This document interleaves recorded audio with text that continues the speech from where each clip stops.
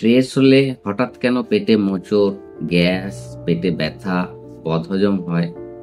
আসলে এটা শুধু মনের ব্যাপার নয়। ডক্টর ইমেরান মায়ার তার গবেষণায় দেখিয়েছেন মস্তিষ্ক এবং পেট সবসময় কথোপকথন করে ভেগাস নার্ভের মাধ্যমে। এবার মস্তিষ্কে যদি স্ট্রেস উৎপন্ন হয়, মনের মধ্যে যদি স্ট্রেস উৎপন্ন হয়, তাহলে কিন্তু সেই অ্যালার্ম অ্যালার্ম সিগন্যালটা পৌঁছে যায় পেটের মধ্যে। ফলে হজমের গতি যায় বদলে, পাকস্থলীতে অ্যাসিড ক্ষরণ বেড়ে যায় এবং পেটের পেশি সংকুচিত হয়ে গিয়ে গতিকে দেয় কমিয়ে। তাই স্ট্রেস থেকেই তৈরি হতে পারে বদহজম বা ইনডাইজেশন, পেট ফাঁপা, গ্যাস, আইবিএস এর মতো নানা সমস্যা।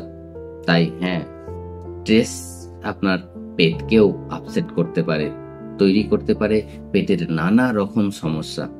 এই রকমের আরো ইনফরমেশন জানতে অবশ্যই ফলো করুন, সচেতন হন, সুস্থ থাকুন।